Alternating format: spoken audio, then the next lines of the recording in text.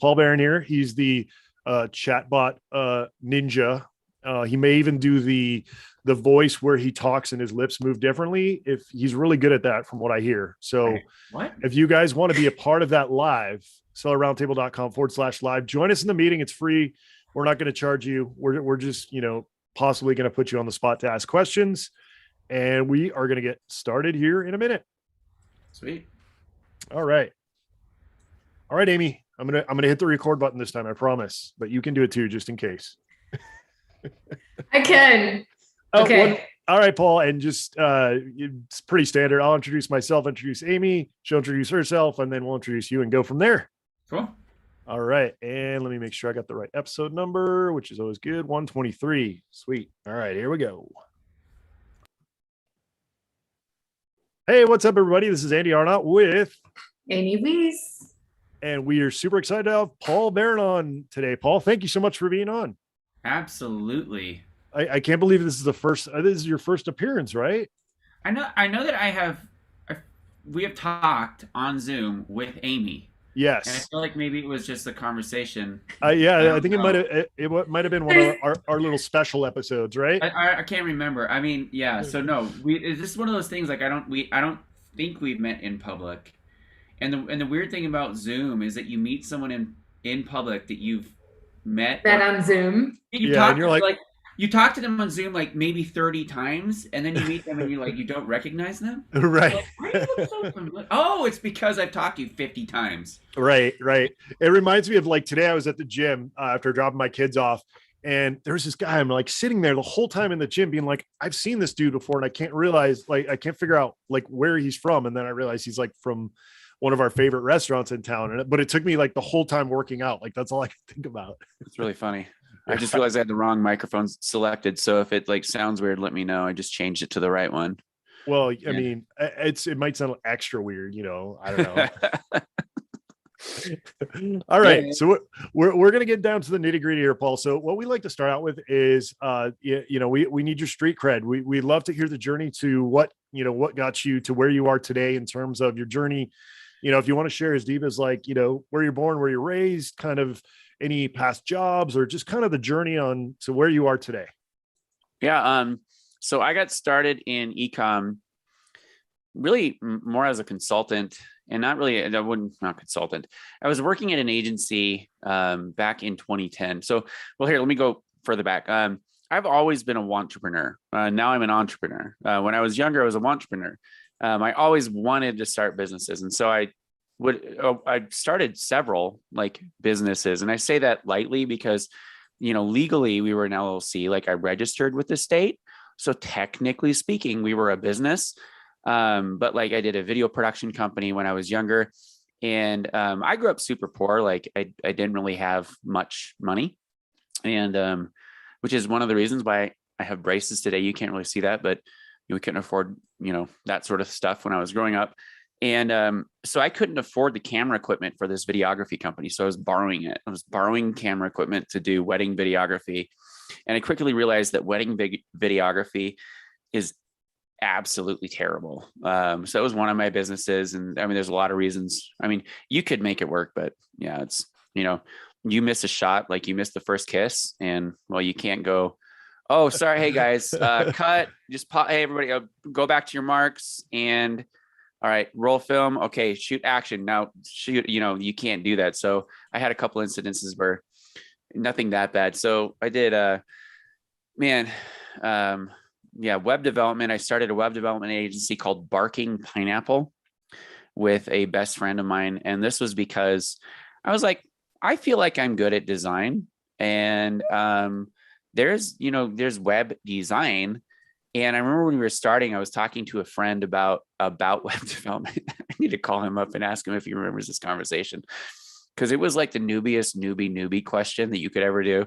Like it was literally like, so, you quickly explain like how you turn a graphic design into a website. It was like no big deal. Like, and then he was like, well, yeah, you have to learn how to do like coding and stuff. And I was like, wait, so you mean that you can't just like design it and then it turns into a site? And I started a company doing web development, and we were charging $100 a page. And I was like, that seems like a good pricing model. Ended up leaving that. That was, I think it was 2008. And obviously, surprisingly, we weren't making money. Weird. And I got hired on at an agency in 2010. And there's a whole like cool story around all that. And I can get into it if you guys want later. But it was just like really, I don't know if you guys believe in God or anything, but it was a very like, I just feel like it was like divine providence, like how everything was set up. It was super cool. And got hired on at this agency. And I don't have a 4-year degree. I went to school actually to be a pastor in Australia. Never completed that because I got home, got stuck in America. And so I was always just trying to like scrape. So all the businesses, right? So like the wedding videography business that was post coming home, and then the web development business that was post coming home, because I'm like, I have to do something. Nobody's going to hire me to do a real job because I don't have a degree. And, I have, they always say like bachelor's degree required. Anyway, so I got hired on at this agency, and I was actually hired on as a project manager. Now, Amy, you are an incredible project manager, like SOP, like you're really good at that sort of stuff. Like I am terrible. So same here. I'm a visionary. I'm like great. I'm a salesperson, marketing. And that's where I am. Like I geek out with marketing, right? Which is why I do chatbots and influencer stuff now. But back then it's, I was young, figuring out what I did, and they were offering me money, and I was like, yes, I can do that. And I was like, so what does a project manager do? I was like, I'm a manager. I manage people. I was quickly moved into a sales role. And this agency was it was actually web. They did web development, but they were more of a web marketing and then paid search marketing firm. And so that was where I really cut my teeth in what SEO was, what PPC is, what SEM is, and all of these things. And I just am a perpetual learner. I'm always learning. I'm always reading, generally a mix of like fantasy fiction or fiction and actual, nonfiction, but always reading and always learning. And so because I was selling SEO services and SEM services, they moved me out of the project management role in like 2 months because it was terrible, but I'm really good at sales. So I was a salesperson. Over my course of time there, I became the director of channel sales, which is like kind of like a brand partner manager sort of thing, and was fired, I think, in the December 2012, I think it was. And at that point in my life, I had just gotten married 2 years earlier, and I feel like everything that I was trying to do up until that point in my life was just cut short. Like I wanted to go to school to be a pastor, that was cut short. I couldn't go back to school, that was cut short. I got a job and I was trying to succeed, and that was cut short. And I just felt like this absolute immense failure. And there's a difference between failing, which is essential to success, and identifying yourself as a failure, like deep down in your soul, like you intrinsically believe that there's something flawed about you and that you are a failure. And it took me a really long time in counseling and all sorts of stuff to get through that. But because of my work at this agency, a lot of our clients were really local small businesses. And it was like, we're worldwide, nationwide.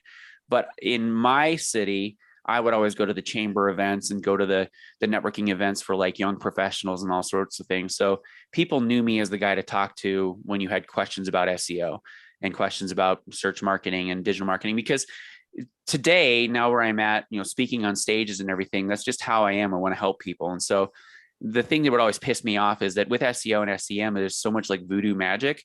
There's a lot of room for people.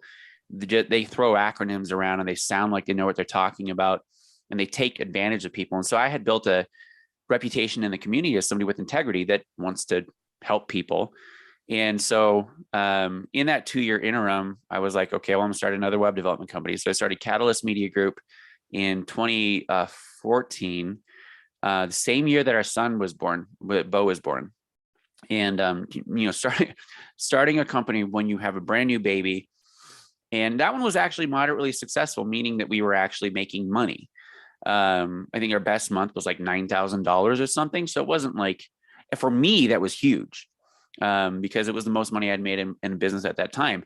But it wasn't enough to pay the bills. So I was working nights as a waiter. So fast forward to March of 2015, and we had seen advertisements for ASM. And so my background again in like digital marketing and helping other brands grow and search engine optimization, like for those of you guys that don't know, ASM was one of the original courses on selling on Amazon. My background in up to this point was working with brands, helping them develop themselves and market themselves. And so I always took it from a brand approach. So when we developed our products, we were looking in areas that we had passion in. So baby products, right? Because we had at that point an 8-month-old. And so that was kind of the genesis of our selling on Amazon. And ever since then,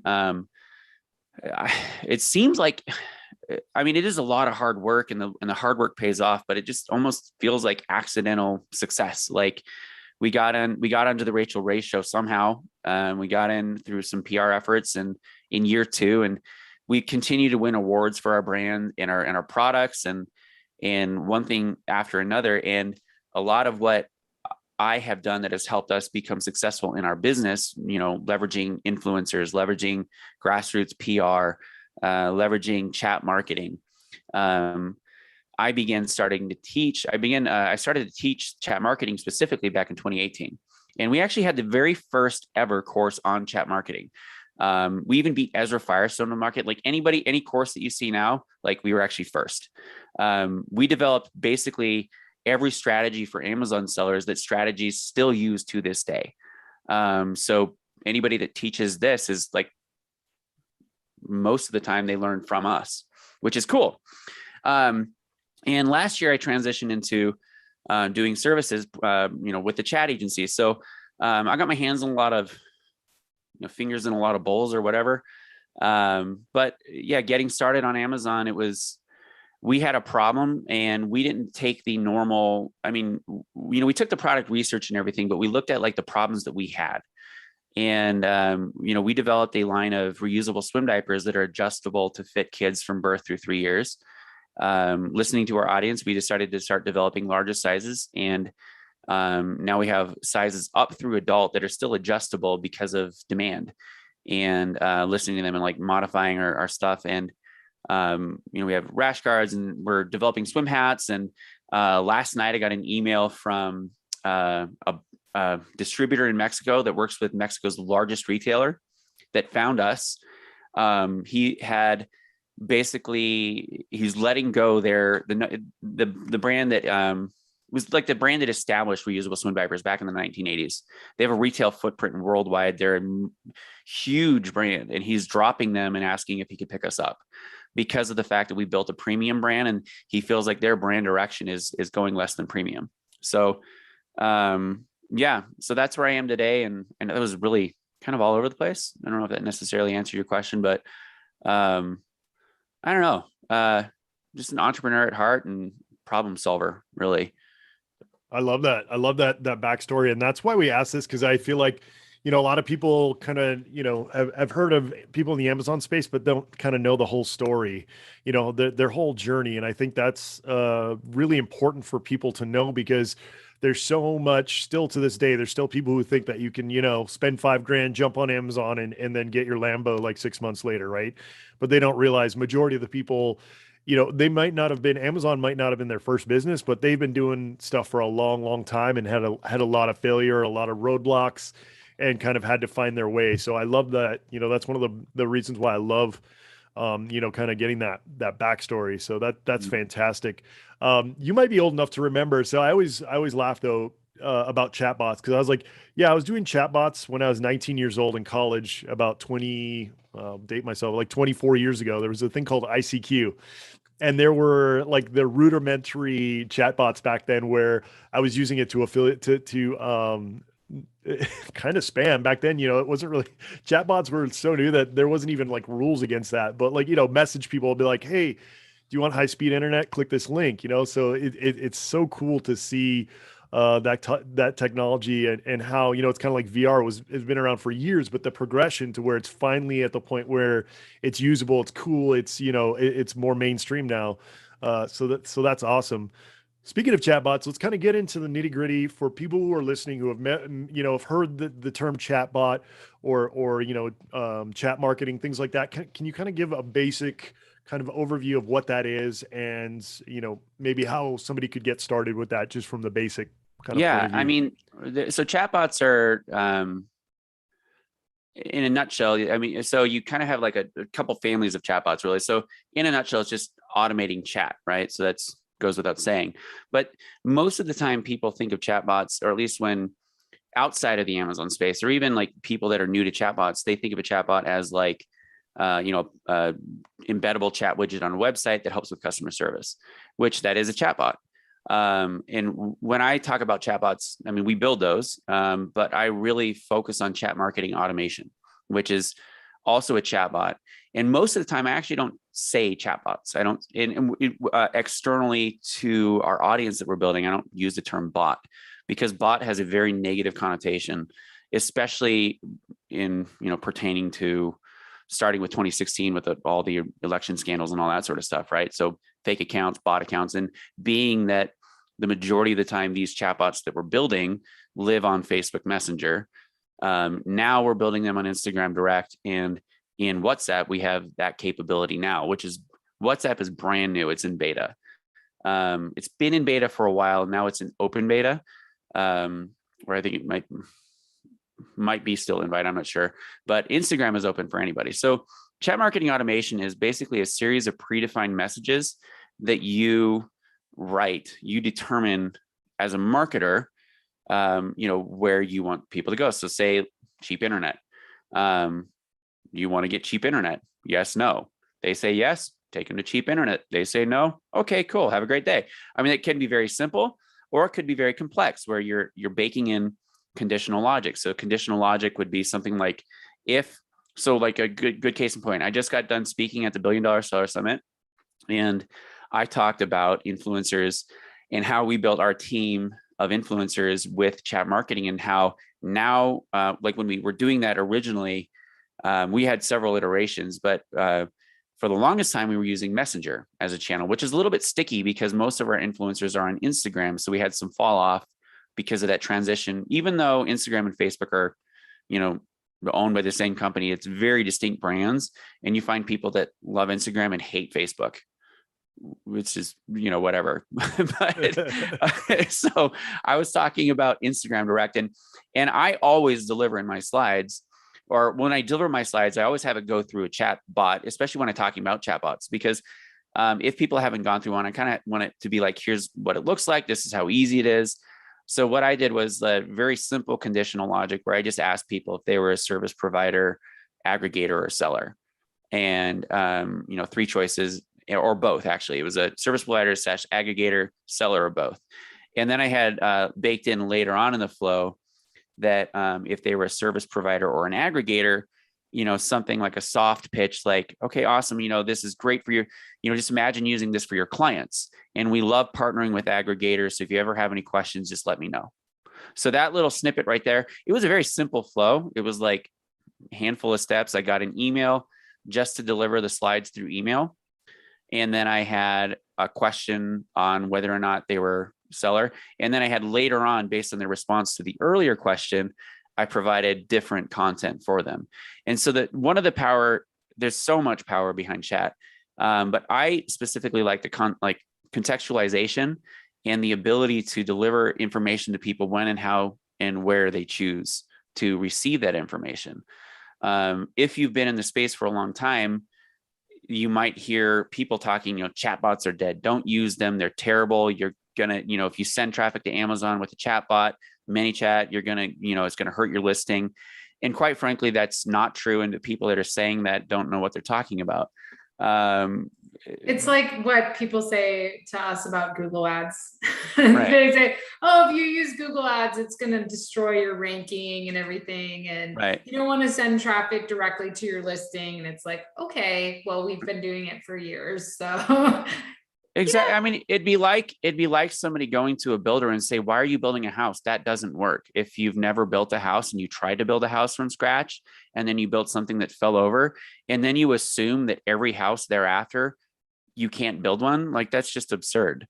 It means that what you did was it broke because you didn't know what you were doing and you just needed to learn more, or you needed to hire an expert, right? Like it's anyway. So chatbots are incredibly powerful. I like them because, again, like when and how and where, when and how people want to communicate with, people live on Messenger, people live on Instagram, people live on WhatsApp, people live and communicate with people over SMS. I mean, just think, when you are going to first get in touch with somebody, what is the first method that you reach out to them? Generally, it's chat. And then if it's like super serious, you might try to call them, right?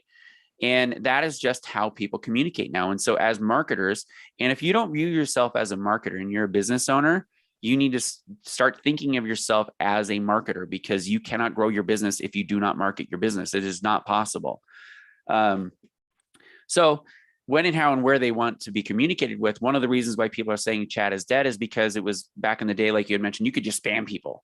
And that was way back when. But, you know, in the 2016, 2017, when Messenger was first rolling out automation, it was the Wild West, and people were making a boatload of money building massive lists. I mean, we were able to, like, our first foray into chat marketing, chatbots, we built a list of 1,500 people in, I think it was 3 days, might have been 5.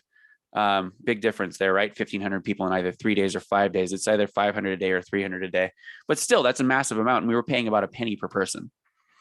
And that insanity. Now, back then you could put all those people into a list and then broadcast to them. Technically, you weren't allowed to do that. There was breaking of rules, which is why Facebook clamped down on how you can communicate with people, because it is in their best interest to keep everybody using Messenger, because they're seeing the signs.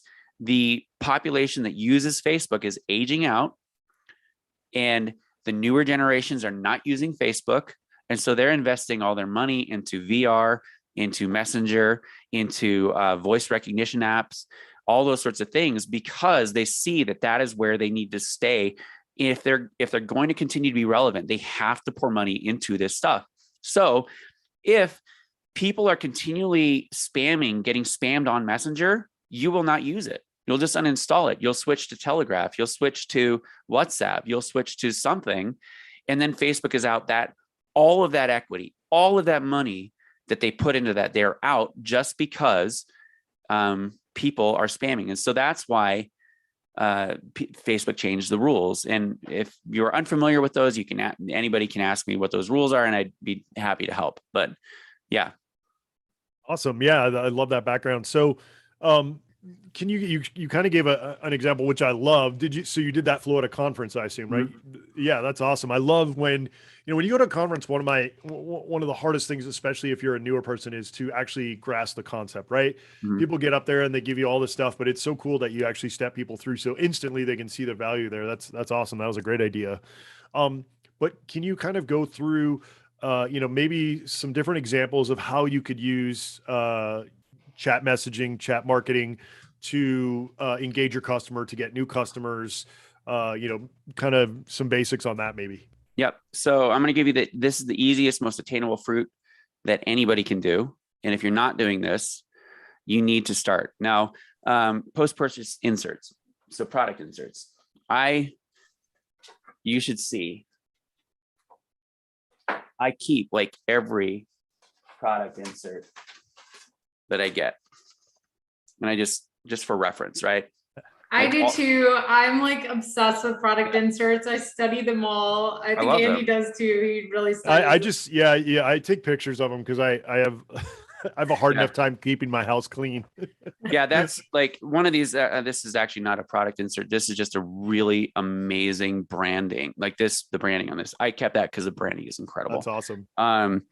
So there's this one. This is a truth or dare one. This is all getting reviews. So I'm going to reference a couple. This is my most favorite recently. And the reason why I like this one the most, this is GoPro. So I'm going to break this down for you, the psychology of this and why it works. So first and foremost, you have one call to action. So is it focusing? Can you see that? Yep, okay. Yep. So you have one call to action. So that's the what, right? Then you have 4 reasons why. So you have 4 whys, why you should do the call to action. and then 2 steps how you can do the call to action. So 2 hows, 1 what, 4 whys. Now, most people's, I'm going to try to cover the branding on this because I'm going to be picking on this person. If this is your brand, I apologize, and I will significantly discount the funnel that I build for you since I am outing you. This one, how is your experience, or what does it say? How does your new product make you feel? Now that I love, that's great. This is terrible. Oh no. This okay, is the number one thing. For those people who are listening, he just opened up this insert and it said, happy with a big smiley face or need help with the meh face, and which is totally against TOS as well. And yeah, well, there's so many reasons why this is wrong. One, literally every Tom, Dick, and Harry does this. Like, if you want to stand out from the crowd, you've got to be unique, right? You don't want to be like, you want to be the donkey in a field of horses, maybe, or the unicorn. I'd rather be the unicorn, but you get what I'm saying. Like, you want to stand out. Like, if you were trying to earn people's trust and money, and the whole purpose of this is they're trying to get reviews, right? So that's a review insert. Okay. So this is a product registration insert, but the cool thing about this is inside a chat funnel, you can switch the bottom of the funnel ask. Okay. So top of funnel. So top of funnel this is top of funnel. And these are the lead magnets, these 4 things. Unlimited cloud storage of your GoPro footage, no questions asked camera replacement, up to 50% off mounts and accessories, up to $100 off your next GoPro. And I love the language too, because up to, like, it could be literally $1, but it's up to $100. So the great thing about this is they're wanting you to subscribe. So that's a call to action, but you could just change it to register your purchase for. And then you switch out the bottom of the funnel ask. So the bottom of the funnel is where you could ask for a review. You could ask for people to join your community and on Facebook and, possibly become an influencer, or you could ask people, you could upsell them another product. A great way to launch products. You launch products in inserts and you say, hey, well, you bought this. Would you like a free this? Or if you've built a brand where you don't have to give it away for free and people understand that there's value in paying, you bought this, would you like this at 50% off? You can get it today only for blah, blah, blah, whatever. So they register it. And the cool thing about chat is it's dynamic. And you could set a time period, like you have 7 days, right? Now you can't do that in an insert if it's a coupon code, but you can deliver a coupon code through chat that is time sensitive. So a very simple chat funnel would be register your purchase. They go to a QR code or they go to a short link, go into a chat funnel, and then you gather the minimum amount of information up front that you need, and then give them something, engender goodwill. And then if you want more information or if you want them to do something else, that's when you do the ask. The biggest thing that you want to make sure that you're not doing is breaking terms of service like this. Now, the chances that this is going to get caught are, honestly, they're not too high, but all it takes is Amazon looking into your packaging once, right? We're down our projections this year on Amazon about 500,000 over what we were projecting, mainly because of Amazon screwing stuff up, and we don't break the rules. So I have enough problems with Amazon when we follow the rules. I don't need to create more by breaking them.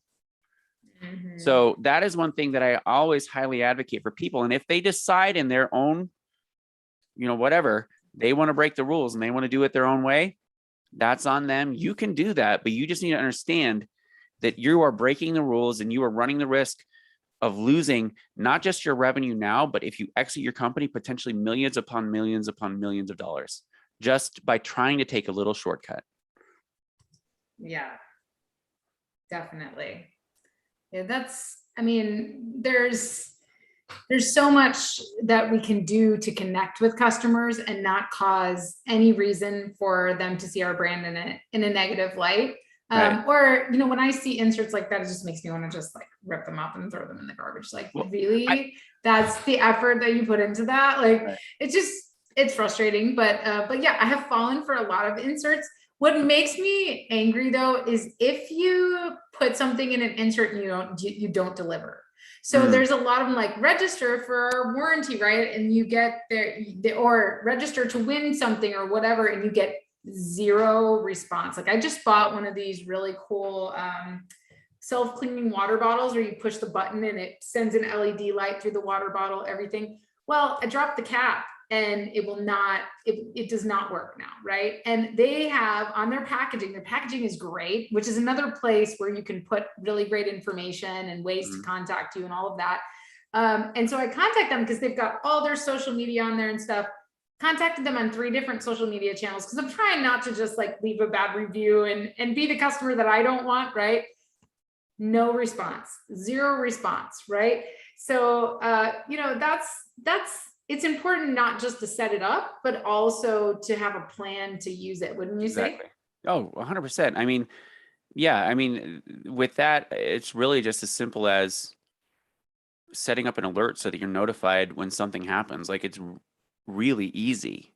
Like it's and speaking of that, like how do you measure the ROI of setting up something like that, setting up a chatbot funnel or an insert funnel? How do you measure the ROI besides, obviously let's set up alerts to make sure that it's working and that people are engaging with it and we can measure it in some way.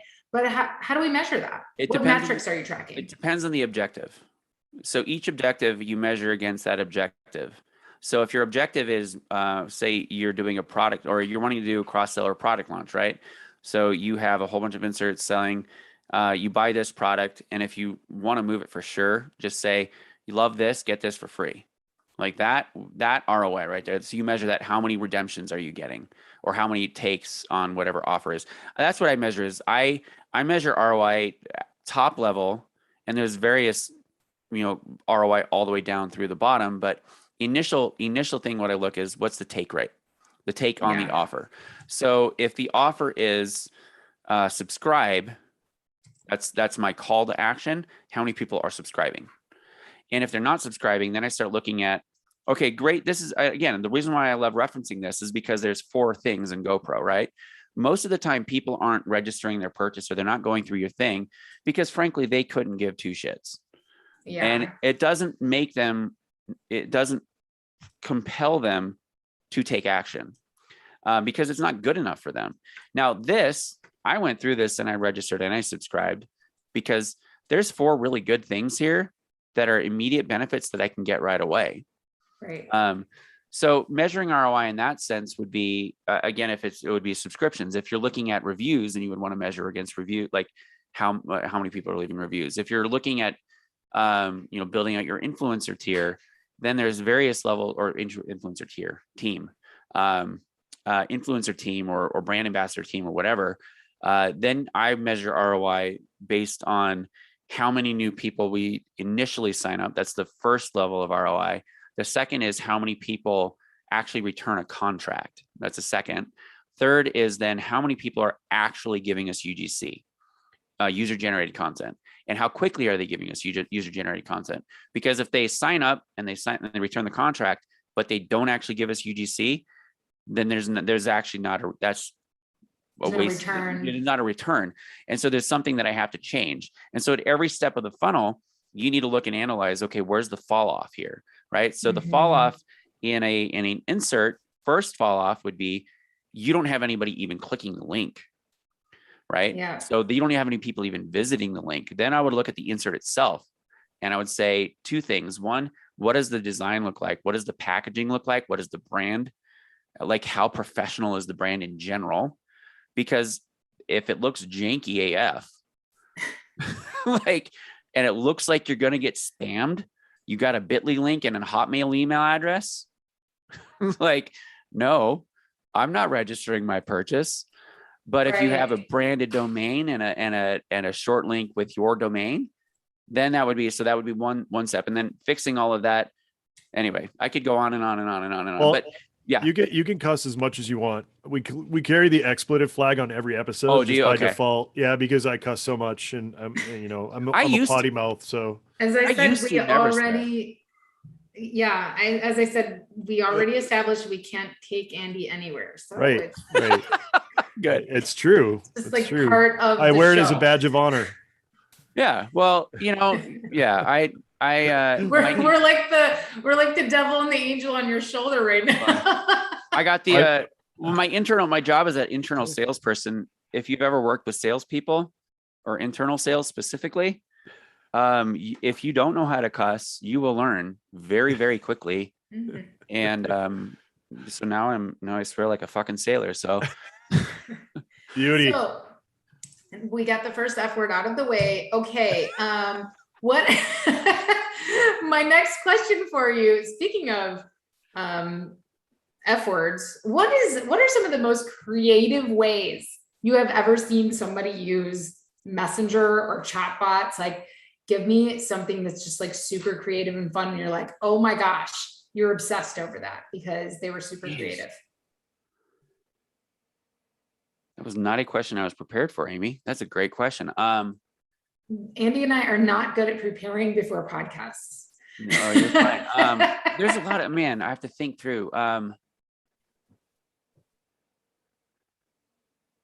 Is it bad that all the examples I'm thinking of are mine? Like, that's really terrible. No, give us one of yours. Um, Give us your secret sauce. What's So your one favorite, thing- most creative one? Well, Because right I now- love what you do is you encourage your people instead of just getting them to claim a deal, which is Right. like what everyone does. Like, Right. oh, give away a free product. Okay. Instead of doing that, you creatively get people to actually spread the word about your product. Like you Mhm. turned your products into, and your products are not like, they're not necessarily purple cows, right?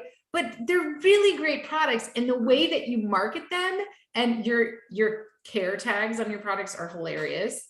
But the way that you market them and the way that you get other people to actually market them for you, to me, that's super creative. So some creative things that we've done, partnering with other brands and actually leveraging their audience to build our audience in Messenger. So Instagram, there's a thing called a follow loop, which I'm not sure if you're familiar with that, but generally speaking, what those are is it's a giveaway loop where you join a group of other people, let's say 5 other brands. There's a lot of ways that you can do this wrong. And if you ever get approached by somebody like, join our group, it's only $500 to join. And there's 500 people out there, like, don't do that because it's not worth it. But if you actually like in your niche neighborhood, right? So, we sell baby products. So then we would go to other baby brands that aren't complementary, but not competing. We will run ads, and then I'll even set up the funnel, the messenger for them and have it all go through. And then they click a button that goes from one messenger to another, to another, to another. So that's really creative. A follow loop in Instagram is like, you follow this person and then you go follow this person, then you go follow this person, and then you get entered into the giveaway. So it's essentially that in Messenger, and you have to go through all the Messenger things in order to be entered into the giveaway. So that's one thing that's really cool. Another thing that we've done, this is very complex, but also incredibly cool, is we have I call it the calendar launch system. And essentially what we do is it is a pre-launch. And how many people in Amazon space talk about pre-launch? Nobody. Like, you say what a pre-launch and be like, what do you mean? What's a pre-launch? So pre-launch, it's designed to help fill your funnel before you start launching, so that when you are actively selling, you know that the sales are going to come in. So a calendar launch is conceptually, it's very like, okay, we have 500 units available during this 2-week span. 250 first week, 250 next week, whatever, right? You allow people to go through and pick which week and then which day. They sign up for a day, then they get alerted when that day comes. And it's all dynamic across everything. Like, there's 500, now there's 300. And so everybody's seeing constantly there's decreasing amounts. So that, what that does is then we send them an alert the day before, the day of. So like the day before is, hey, your discount's coming up tomorrow. You got to use it tomorrow or it's gone. 9 a.m. Hey, your discount is today. You got to purchase today. If you don't, it's gone. And then if they don't come back and say they bought, then we remind them at 5. Another thing that I like that is I don't see many people doing is social sharing, like rewarding, like almost like affiliate type tracking, where you can reward people for sharing a link or sharing your messenger to their friends. Thereby, they're growing your list for you, essentially. Other things that I see that's super cool are customization in images. So you can actually, there's a couple different programs that we use that we can actually put your name on an image, like, and it shows up, or the customer's name. It's dynamic. You can put anything there. So that's where we do like this is how many is left with like that number. It's dynamically done. That's another way that we do search, find, buy too, is all dynamic calls with dynamic images. So yeah. I'm That's trying to awesome. think of, like, That's a other lot. It's a lot, and it's really great that you're talking about pre-launch. I think pre-launch is so important. You can do it in so many ways. You can do it on the streets. You can do it with other brands. You know, you can do it in local markets, online. You can run a Pinterest ad with your product and lead them to a landing page, get them excited about it. There's so many different things that you can do. And I love like how you mentioned working with other brands. I think that can be huge. And sometimes if you can be that leader for another brand, it gets them more excited about working with you, because a lot of these smaller micro brands, they're also struggling. They're also trying to figure out more ways to generate traffic. So why not set up some collaboration to work together? You know, right? Exactly. And then now the cool thing about this is I mentioned the follow loops on Instagram. We used to do all of these partnerships with Instagram brands and everything, all the automation was in Messenger. Now we have automation in Messenger, almost the exact, there are some small limitations. There's not direct one-to-one between Messenger if you're familiar with chatbots on Messenger, but the possibilities for marketing are continuing to grow. And I really believe that chat marketing is the future, or it is not the channel. It is a channel. It is going to be a huge channel, and it's like Messenger is chat marketing, and Instagram and WhatsApp and SMS and all of these things, they all fall under the roof of chat marketing. And Snapchat. You know, there's even TikTok, you know, you know, when you think about a video and the comment feed that you have, like there's so many places where you can lead into a chat bot. There's so much you can do. You can lead them to your website and then start a chat bot there. You can do your own. There's so much. I think a lot of people, where they get scared is the problems that we've had with Facebook chat lately. And so speaking of problems, what are some of the pitfalls of chat marketing that, you know, people need to be aware of? I mean, really the biggest ones are not following terms of service. And it's not because you're intentionally trying to break them. It's just because you're ignorant of what the rules are. And I think that is the number one of the biggest pitfall of using chat, is that you, especially if you're an Amazon seller, you have to understand that there are Facebook rules. There's Facebook advertising rules. There's Facebook Messenger rules. Facebook has a lot of rules. There's Instagram rules. There's Instagram direct rules. There's Amazon rules. All these are terms of service, right? Amazon, all that TOS. And if you violate any of the TOS anywhere along the line, that particular account could get suspended. And even if you don't violate TOS, you could still get suspended. And so understanding what you can do and what could get you in trouble, it kind of takes, I mean, you can ask me, but I've been doing this for now, what is it? 4 years, 2016 now. So no, 5 years now with chat. And so technically I'm a dinosaur and an expert, whatever. But yeah, it's just breaking rules when you inadvertently don't know that you're breaking them, or not understanding what the algorithm is doing today. And knowing that even though Facebook says you can, good case in point, I have a very good friend who runs the most amazing course on organic engagement for Facebook groups. She's incredible. And she had a webinar. She hired us to do a webinar reminder for her. People signed up for the webinar. There was a pop-up that said, would you like to be reminded in Messenger? That was the call to action. Would you? Like, very explicit. And the only reason why people tap that is if they wanted to be reminded in Messenger. So we use the confirmed event reminder tag, which is basically something that The person signing up says, I give this page permission to remind me about this event, past 24 hours. The biggest rule is you have 24 hours to interact with anybody. You can't go back to them like 25 hours later. And so people are misapplying tags like post-purchase update is a big one. People are using that tag to get reviews. That is not an update. That's a question.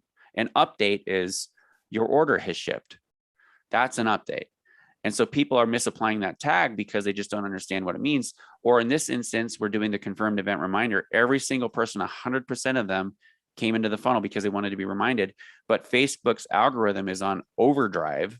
And this was back during the election last year. And so it gave her a wrist slap. We were following the rules. And so not understanding what to do when you get slapped, even when you're following the rules, I see those as pitfalls too. I'm making this sound really scary, and I'm sorry. Yeah. So speaking of that, I think that because of the scary things, and it's the same thing on Amazon, right? Mhm. You hear all the scary things, and people then get afraid even to make an insert or to make packaging. It's like they are afraid to build a brand because there's so much that happens, right? And there's so much banter. It's like what's going on with COVID right now. All the banter, people are just speaking out of fear instead of just having a conversation and researching themselves, right? And so no matter what, it's a trigger for Andy Facebook banning because he's been like, we could do a whole episode about that, and we have.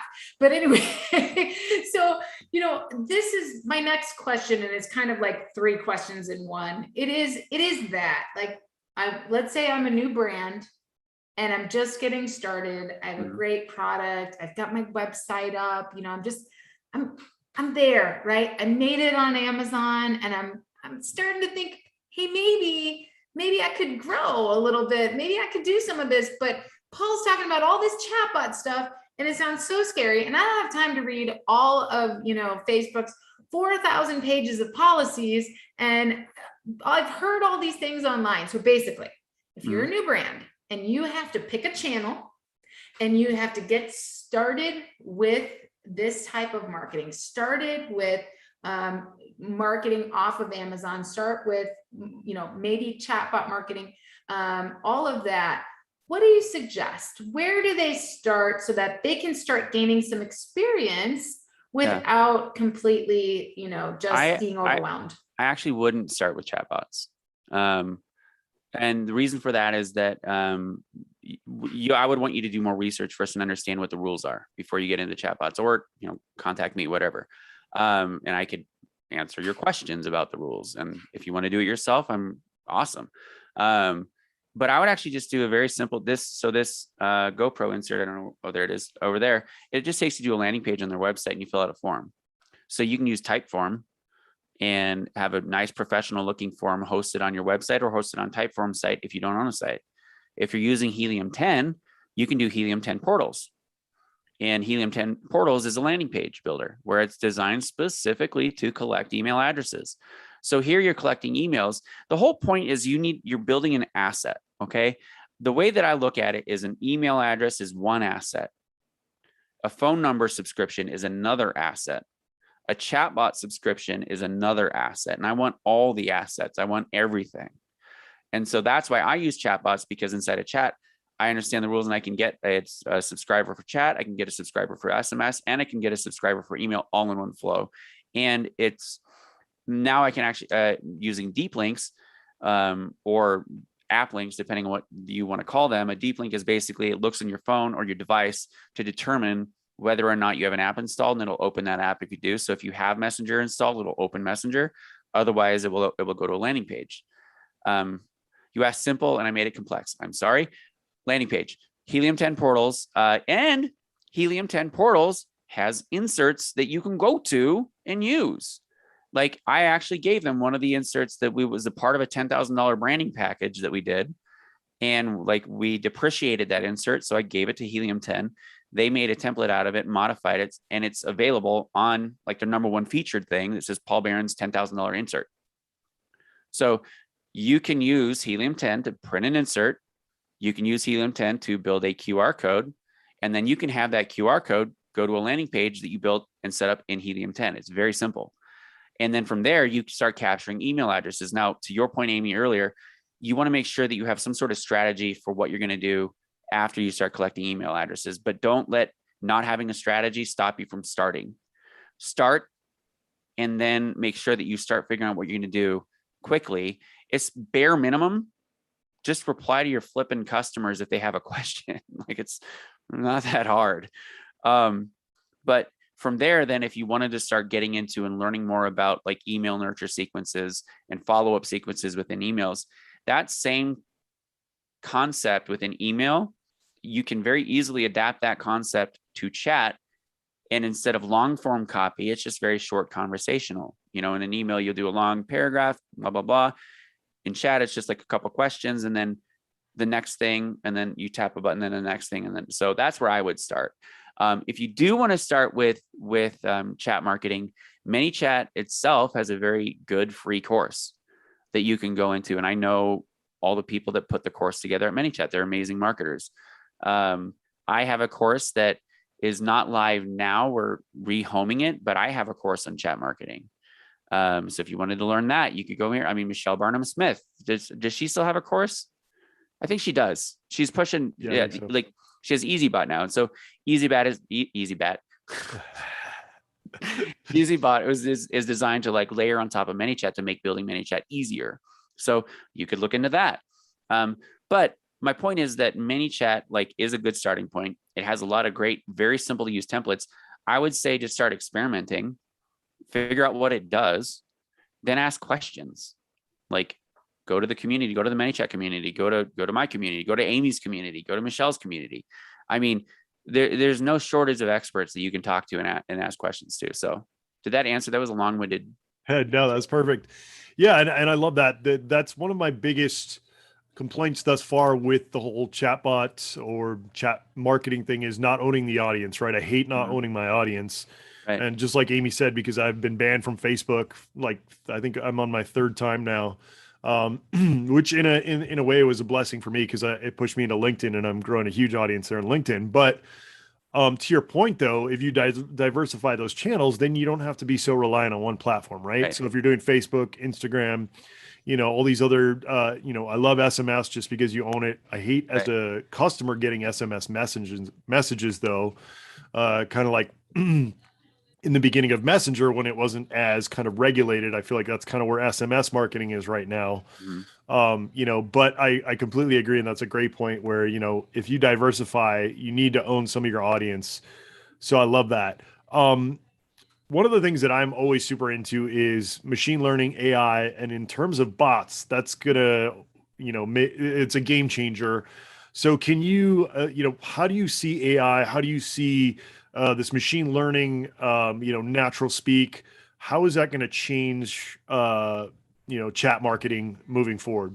Right now, it's a little clunky. And in order to make AI work for you, you have to have a lot of money because there's not a very good solution for the basic, normal, everyday user. But all that being said, VR back in when we were kids, it was this giant headset that was like this big and it was like Tron, first Tron like that. Right. And it was really prohibitive, but now look at VR now. Oculus is $450 or something, or I don't know what it's becoming a lot more ubiquitous.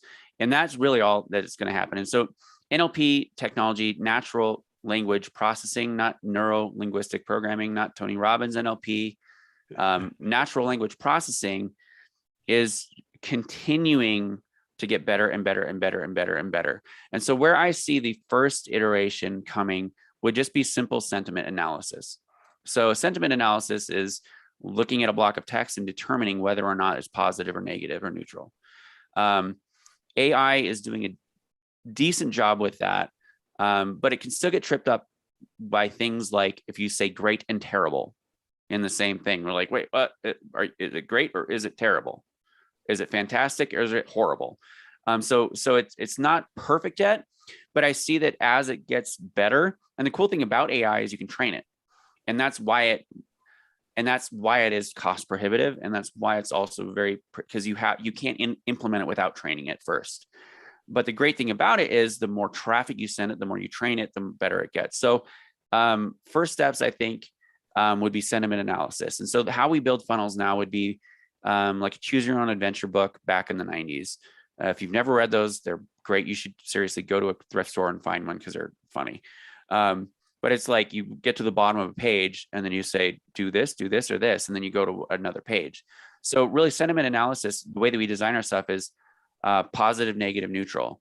And I generally don't have a neutral choice, but the neutral choice would be like, if you get confused, ask this question sort of thing.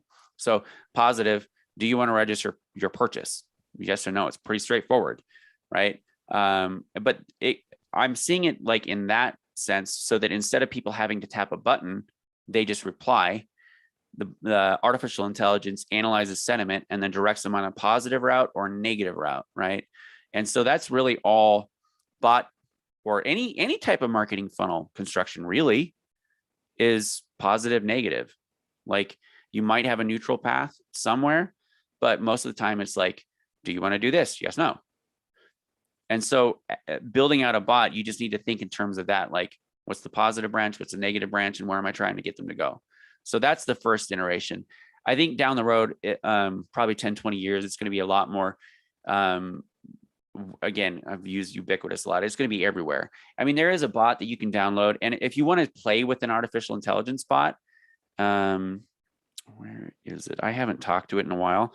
It's called Replica with a K. And it's just a chat bot that you chat with. And whenever I chat with it, I specifically try to confuse it just to see what it does. But if you want to see like an artificial bot in action, you can actually chat with Replica just to see what it's like.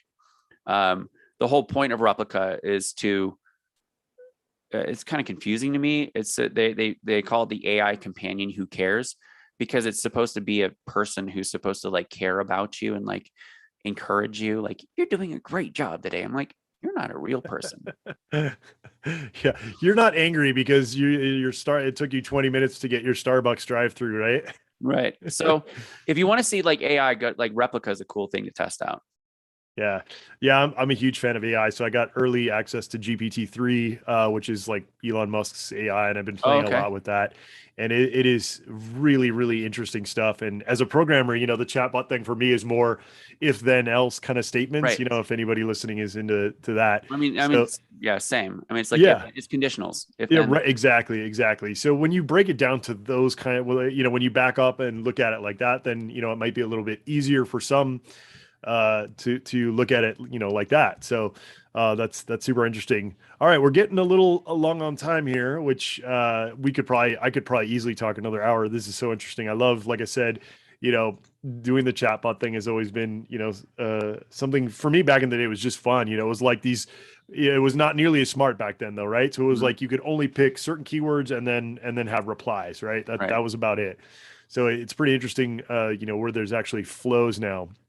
But that being said, what you already mentioned a few, like ManyChat. What are some of your favorite tools in the space in terms of getting some really powerful marketing when it comes to chat messaging? ManyChat, hands down. You're never going to find a perfect solution. ManyChat does. I mean, it still has its kinks and whatever. People ask me if I ever use ChatFuel or ChatFire or like all these other ones, and like honestly, it's like learning a whole new toolkit, and I don't really care to do that. And ManyChat is really fantastic for that. Now, the tools that I use that integrate with ManyChat.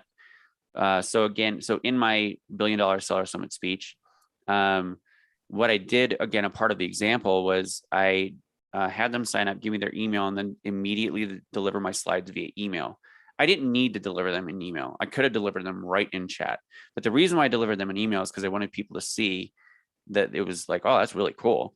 So like that sort of thing. We use Klaviyo or Klaviyo. I have always called it Klaviyo, but their support says Klaviyo, and I just think that they can't pronounce things correctly. So I use Klaviyo for our email integration. And Klaviyo has some SMS capabilities. ManyChat has some SMS capabilities as well. If you only want to message in one country, ManyChat's great. If you want to message multiple countries, you're gonna have to go to a different platform. What else do I use a lot with chat? I mean, Google Sheets, I do a ton of heavy lifting with Google Sheets. Integromat, I prefer Integromat over Zapier. I like the workflow better and it's more affordable. So if you guys aren't familiar with Integromat or Zapier, basically it automates. So if there's no like native integration, so like with ManyChat, it natively integrates into Klaviyo. So I can say that when people tap this, add them to this list, and then in Klaviyo, when anybody's added to a list, it sends them an email. So basically Integromat or Zapier would bridge that gap. So if that native integration wasn't there, then I would go to Integromat in the middle, and then Integromat then pushes a request or pulls a request depending on what you're saying that you want it to do. So I love Integromat. Bot Sheets is pretty cool as well. I'm sure I'm going to have like 25 more at the end of this call, and I'm like, I should have mentioned that. Oh yeah, no, that's good. That's a great place to start. Oh, Nifty Okay. Images. Nifty Okay. Images is the image customization tool that I use. And that can do can't do custom GIFs other than a countdown timer. I really wish that it could overlay text on GIFs. That would be so cool. It doesn't do that, but it does overlay custom text or, on just a static image. And I love that. And the cool thing about that is that I just like the sort of surprise and delight thing, right? Like anytime that you can show your customers something like, wow, that's cool. How'd they do that? Or that's really cool. I like that. And I need to share that. Anytime where you can spark oh, that's cool, like do that. Yeah, absolutely. I love that. One of my other favorite ones is gleam.io for like contests and like, having people kind of step through little tasks to get to the carrot, right? So I love that one. Those are all great suggestions. Paul, let people know where they can find you, where they can reach out to you, and anything that you want to let people know that you're going to be doing here shortly. Yep.